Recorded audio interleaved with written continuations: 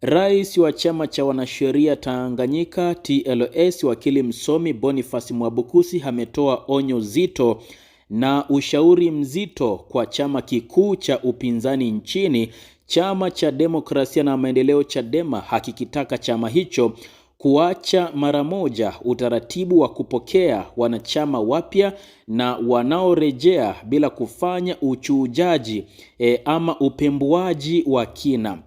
Wakili msomi na rais wa TLS Boniface Mwabukusi amesisitiza kuwa chama hicho kinapaswa kuwa na mifumo madhubuti ya usajili ili kulinda usalama na uimara wake wa kisiasa. Kupitia katika ukurasa wake rasmi kabisa wa mtandao wa kijamii wa X, siku ya tarehe 15 ya mwezi Julai mwaka huu wa 2026, kiongozi huyo wa TLS ameweka wazi kuwa mtindo wa sasa wa kupokea kila mtu kwa kisingizio cha kuhamia au kurejea unahatarisha mustakabali wa chama hicho kisiasa.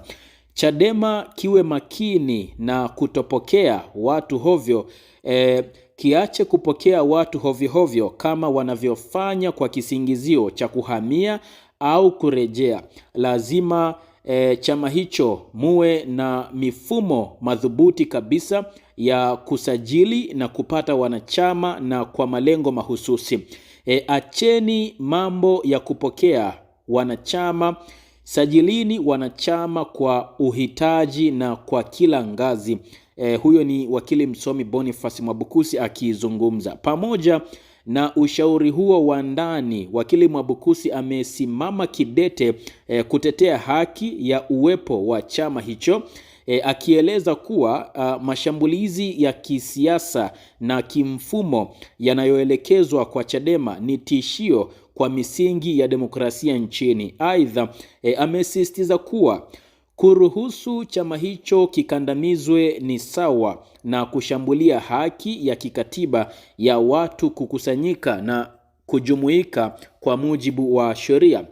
Kumekuwa na mitazamo tofauti kuhusiana na wale watu ambao huwa wanatoka vyama vingine kwenda Chadema au wale waliowahi kuhama Chadema na baadaye kurudi Chadema na kisha kupokelewa hapa.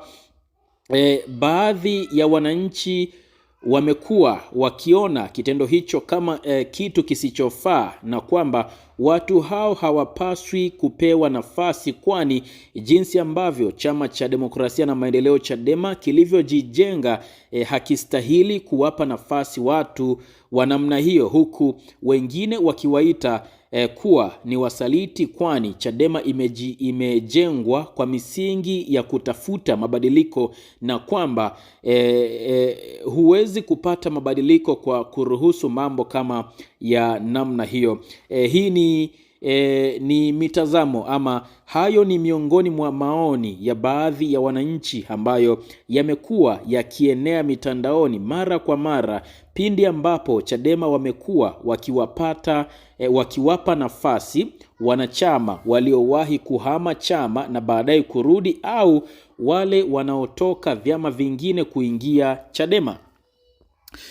Mfano mmoja ni Joseph Selasini ambaye amekosolewa sana baada ya kwenda Chadema, lakini ametafsiriwa kama msaliti kufuatia yaliyotokea hivi karibuni na maoni aliyoyatoa kufuatia sakata la tuhuma za John Wegesa Heche kula pesa za michango. Joseph Selasini alitangaza kurejea rasmi chama cha Chadema mnamo Mei 22 mwaka huu baada ya kukihama chama hicho mwaka 2020 na kujiunga na NCCR Mageuzi. Aliporudi aliomba radhi kwa viongozi na wanachama, akidai kuwa kuondoka kwake huko nyuma kwa sababu ya kujiunga na chama kingine kulikuwa ni sawa na kupata ajali ya kisiasa. Hata hivyo, kurejea kwake kuliambatana na mtikisiko mkubwa wa kisiasa ndani ya chama hicho ndani ya miezi miwili tu. Malalamiko na ushauri wake juu ya John Wegesa Heche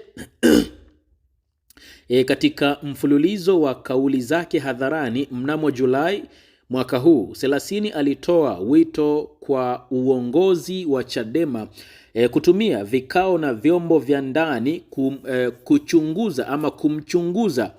kuchunguza tuhuma za kifedha zinazomkabili makamu mwenyekiti wa chama hicho bara John Wegesa Heche.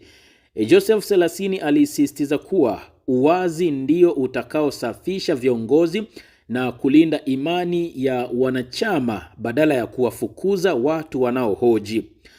Chadema kumsimamisha na kumpatia siku 14 kufuatia kauli hizo za hadharani. Uongozi wa Chadema ngazi ya msingi tawi la Maharo, kata ya Makiidi, wilaya ya Rombo, ulitoa barua rasmi ya kusitisha ushiriki wake katika shughuli za chama kuanzia Julai 15 mwaka huu wa 2026. Siku 14 za kujieleza. Chama kimempatia Selasini muda wa siku 14 kuwasilisha maelezo ya maandishi, kwani hatua za kinidhamu zisichukuliwe dhidi yake. Kosa: Joseph Selasini anatuhumiwa kukiuka ibara ya 636C ya katiba ya Chadema ya mwaka 2019 kwa kumshambulia na kumkosoa makamu mwenyekiti hadharani bila kufuata utaratibu na mifumo rasmi ya ndani ya chama. Mitazamo ya wanachama na wachambuzi wanaompinga. Wafuasi wengi wa Chadema, hata baadhi ya wananchi kupitia mitandao ya kijamii, wamemshutumu Joseph Selasini kuwa amerejea chama hicho kama kirusi au mamluki aliyetumwa kuvuruga upinzani, wakitolea mfano jinsi alivyoshiriki katika migogoro iliyomwondoa James Mbatia ndani ya NCCR Mageuzi. Wanaomuunga mkono, wapo baadhi ya watu wanaoona kuwa hoja yake ya kutaka uwazi na uchunguzi wa tuhuma za ndani ina mashiko ili kulinda taswira ya demokrasia ya chama hicho.